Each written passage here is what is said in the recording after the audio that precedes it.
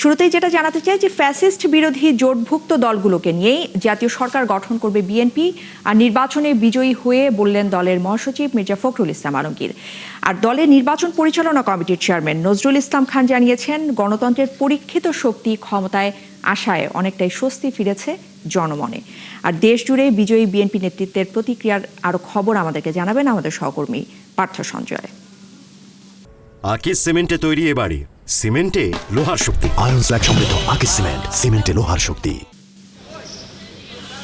দীর্ঘ 17 বছরের রাজনৈতিক সংগ্রাম শেষে এ বিজয়, এ যেন বাংলাদেশেরই বিজয়। ঠাকুরগাঁও 1 আসনে জনতার রায় পেয়ে জয়ী হয়ে সে বিজয়ের কথাই বললেন বিএনপি মহাসচিব মির্জা ফখরুল ইসলাম আলমগীর। বললেন, বিএনপি সবসময় জনগণের রাজনীতি করেছে। বিএনপি সবসময় জনগণের সঙ্গে থেকেছে, জনগণের রাজনীতি করেছে। ফ্যাসিস্টদের বিরুদ্ধে যারা রাস্তায় যুগপৎ আন্দোলন করছেন তাদেরকে সঙ্গে নিয়ে আমরা নির্বাচন করেছি এবং তাদেরকে সঙ্গে নিয়ে ইনশাআল্লাহ আমরা সরকার গঠন করব। আমরা জুলাই সনদে যা যা সই করেছি সেগুলো আমরা সবগুলো ইমপ্লিমেন্ট করব, প্রায়োরিটি আমরা করতে থাকবো। বিজয়ের দিনটি বাংলাদেশের ইতিহাসে স্মরণীয় হয়ে থাকবে, এমন মন্তব্য করে দলটির নির্বাচন পরিচালনা কমিটির চেয়ারম্যান নজরুল ইসলাম খান বলেছেন, নির্বাচনে গণতন্ত্রের শক্তির পরীক্ষা হয়েছে। এ দেশে গণতন্ত্রের পরীক্ষিত শক্তি বিএনপিকে রাষ্ট্র পরিচালনার দায়িত্ব অর্পণ করার বিষয়টি মোটামুটি নিশ্চিত হতে পেরেছে। এই ব্যাপারে পরম করুণাময় আল্লাহ তাআলার কাছে কৃতজ্ঞতা এবং জনগণের প্রতি ধন্যবাদ জানাবেন আমাদের দলের চেয়ারম্যান জনাব তারেক রহমান।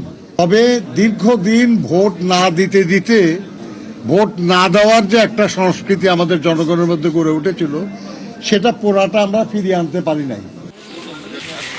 জাতীয়তাবাদী দলের ওপর জনগণ আস্থা রেখেছে বলে দলটির স্থায়ী কমিটির সদস্য আমির খসরু মাহমুদ চৌধুরী বলেছেন, জনগণের প্রত্যাশা পূরণ করবে তার দল।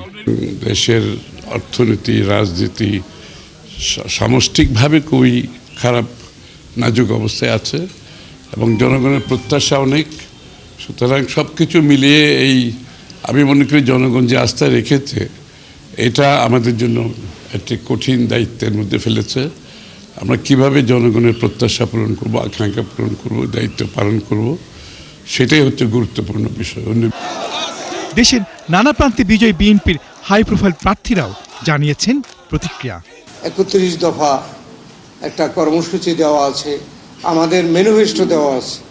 এই ম্যানিফেস্টো শহীদ জিয়া রহমানের 11 দফা, বেগম খালেদা জিয়ার ভিশন 2030 এবং তারেক রহমানের দেওয়া 31 দফা, এর সমন্বিতভাবেই কিন্তু আমরা একটা নির্বাচনী ইশতেহার দিয়েছি। এদেশে একটি জনগণের সরকার প্রতিষ্ঠা করব। পার্থ সঞ্জয়, 71, ঢাকা।